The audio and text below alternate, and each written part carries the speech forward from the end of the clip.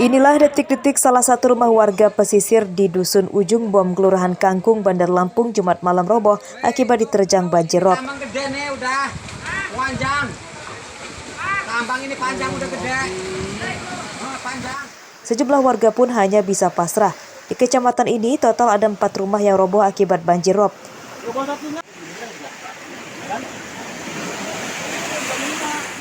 Pada pagi harinya, puing bekas rumah yang roboh masih terapung berserakan di laut.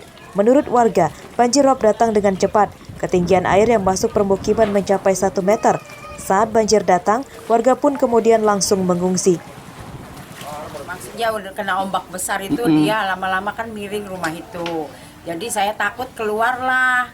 Takut ya inilah kejadiannya, takut nimpa, ngeri sayanya kan. Jadi udahlah saya tinggalin aja, nggak inget ini apa yang ada di dalam rumah gitu. Sampai baju-baju juga nggak kebawa karena saking takutnya tadi. Jadi nggak ada yang tersisa ya Bu ya? Nggak ada yang tersisa itu? Nggak ada satu. Nggak ada yang bisa diselamatkan? Nggak ada. Malam? Iya, rumah sebelah ambruk. Nah, baru nimpa rumah kita. Rumah kita juga parah di belakangnya. Bagian hancur. dapur? Ya, hancur semua. Kalau boleh tahu ketinggian ombak berapa meter?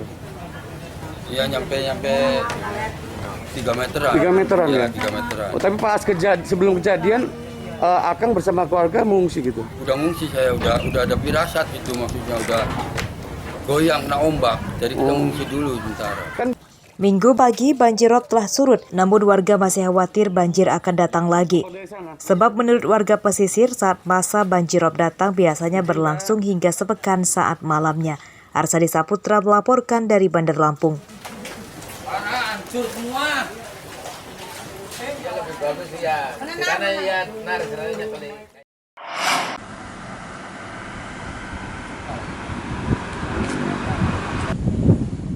Nasib malang dialami Riki Singgi Wijaya, pemuda berusia 26 tahun warga Kecamatan Kemiling, Bandar Lampung. Ia menjadi korban penganiayaan belasan berandalan saat berkunjung ke Taman Gajah yang terletak di Kelurahan Enggal, Bandar Lampung.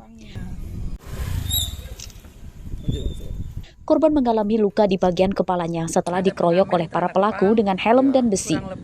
Usai mengobati lukanya, korban kemudian melapor ke Polresta Bandar Lampung. Pengeroyokan itu terjadi saat para pelaku yang sedang mengamen di Taman Gajah memaksa meminta uang kepada korban.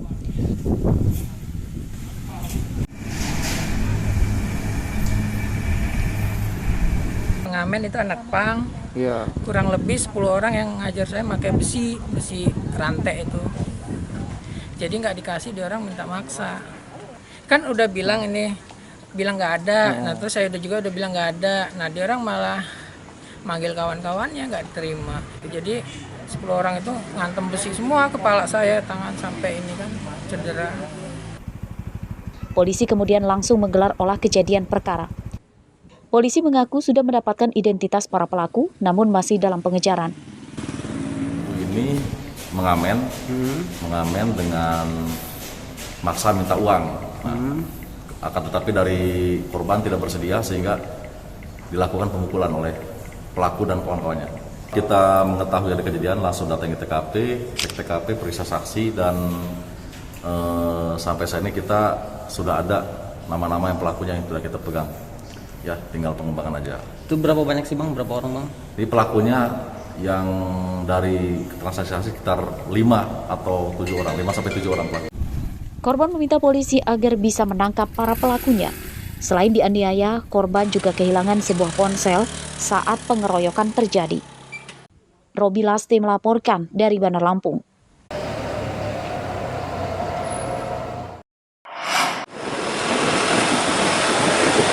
Truk box dengan plat nomor polisi B9660TXO ini dihentikan polisi di pintu masuk Pelabuhan Penyeberangan Bakauheni Lampung Selatan Jumat malam lalu. Polisi yang mencurigai muatan truk kemudian melakukan penggeledahan. Dan benar saja, truk box yang dikemudikan Rifan rupanya mengangkut 5 ton daging celeng yang dikemas ke dalam 160 karung.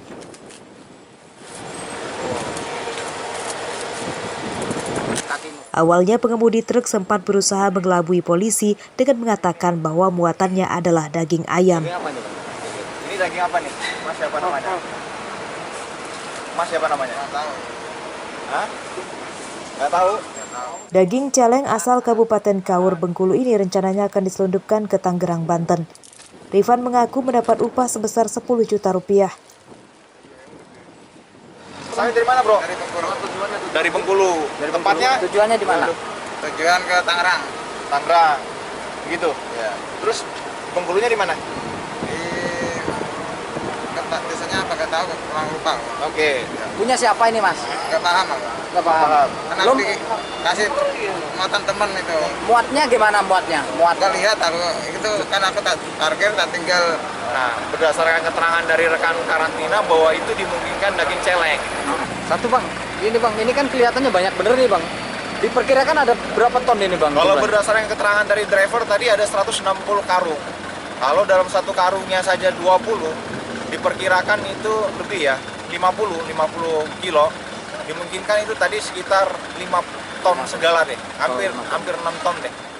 Pengiriman daging celeng ini dianggap ilegal karena tidak disertai dengan dokumen resmi dari instansi terkait dan dikhawatirkan akan disalahgunakan sebagai daging campuran yang dijual di pasar. Pemilik 5 ton daging celeng ini masih buron. Sementara untuk Rifan, pengemudi truk box kemudian ditetapkan sebagai tersangka dan bakal dijerat dengan Undang-Undang Nomor 21 Tahun 2009 tentang karantina hewan, ikan, dan tumbuhan. Sanksinya ancaman 7 tahun penjara. Aris Susanto melaporkan dari Lampung Selatan.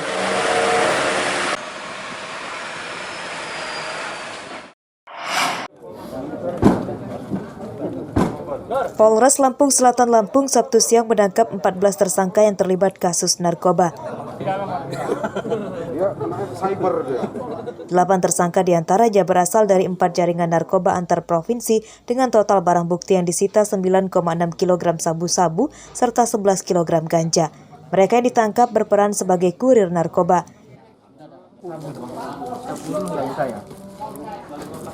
Kapolres Lampung Selatan mengatakan narkoba yang disita berasal dari Medan, Sumatera Utara, dan Padang, Sumatera Barat.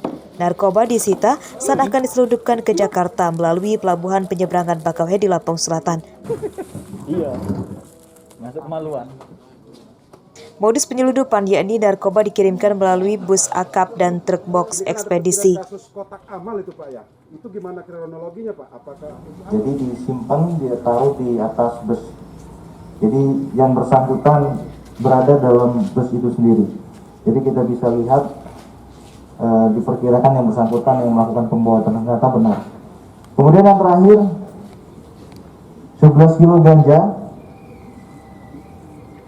dengan inisial DA dengan satu tersangka dari barang yang dibawa dari Sumatera Barat. Penyidikan kasus ini masih akan dikembangkan polisi untuk memburu pemilik narkoba senilai sekitar 14 miliar rupiah ini. Atas perbuatannya, para kurir narkoba terancam hukuman penjara seumur hidup. Aris Susanto melaporkan dari Lampung Selatan.